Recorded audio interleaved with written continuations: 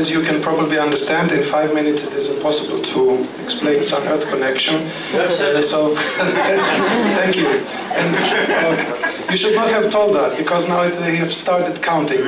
Anyway, you should consider what I will be talking about as more as food for thought, because we will be here for 1.5 hours, and we can discuss. You can give questions, and we can discuss anything you would like.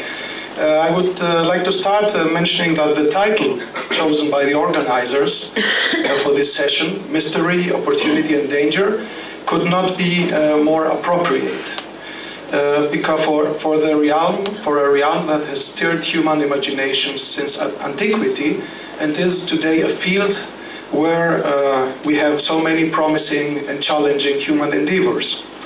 And it is appropriate because all of our activities in space have been inspired by its mysteries, have been driven by the opportunities, and have been influenced by its dangers. So now today we have 5 decades of space exploration behind us, which started in the end of the 50s. And these 5 decades of space exploration have brought a revolution to science, comparable to the introduction to the invention of the telescope by Galileo. As Hannes Alfvén, the father of space plasma physics, has put it, spacecraft which are equipped with advanced instrumentation can observe a much wider range of phenomena and physical parameters that is possible with the limited visual abilities of ground-based observatories, of ground-based telescopes, simply because the spacecraft are out of the terrestrial atmosphere, which blocks a lot of wavelengths, and also have, of course, as I said, advanced instrumentation.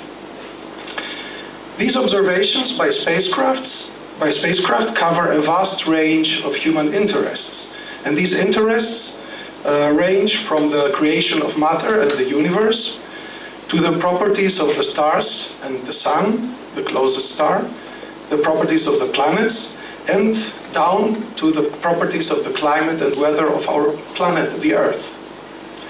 Now, focusing on my personal field of research, I would mention that spacecraft observations over the past decades have revealed the activity modes of the nearest sun, with the nearest star, which is the sun, and the connection of these activity modes to the near-Earth space, which we call geospace. We have discovered, among many other things, how solar explosions influence the development of magnetic storms in geospace, and how the terrestrial atmosphere responds to these storms in space. Something that we could not imagine a few decades ago, that the Earth is indeed able to respond to cosmic, to space events, to space phenomena.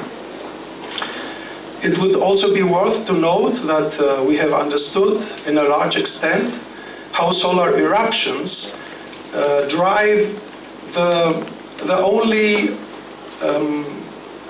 astronomical phenomenon, one would say. It's not really astronomical, but the only phenomenon in the sky that is observable by humans without any technical aid.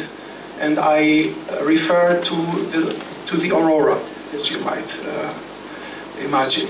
The aurora is the only sky phenomenon that we can observe without any technical means.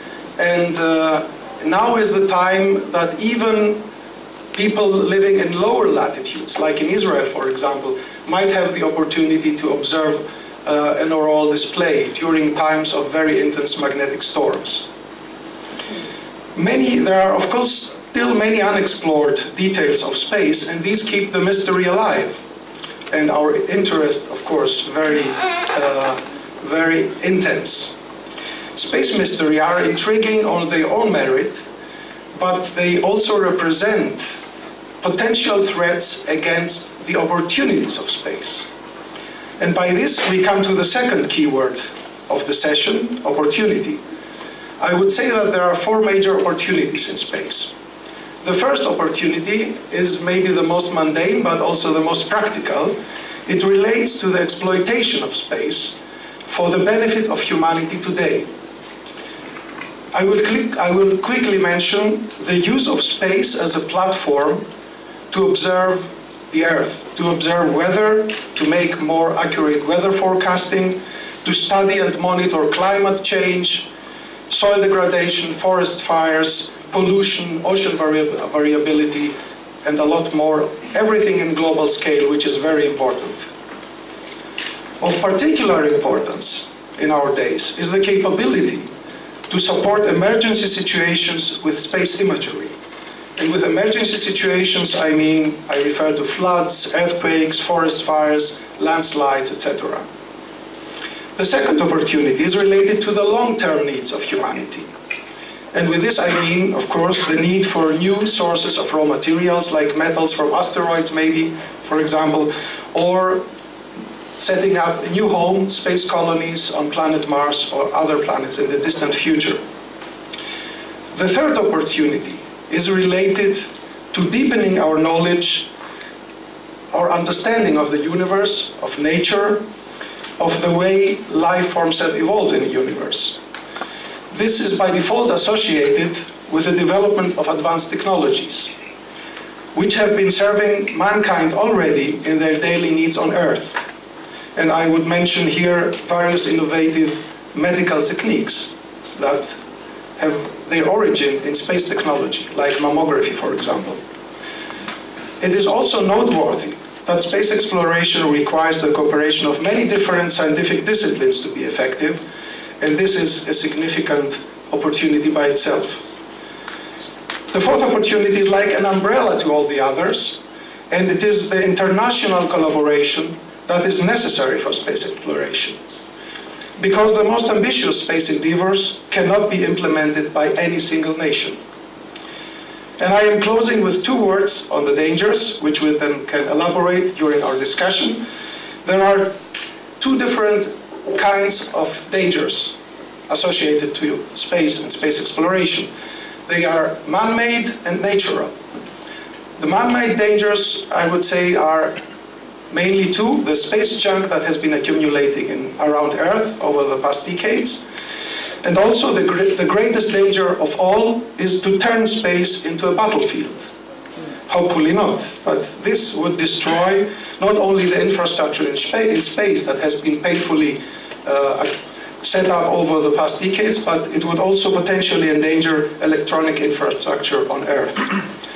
And about natural dangers, I would mention stellar activity, which is always a danger, solar activity, which we can elaborate afterwards, and also asteroid threat on Earth, on which several groups internationally are also already working. Thank you for your attention, and we can interact later on. Thank you.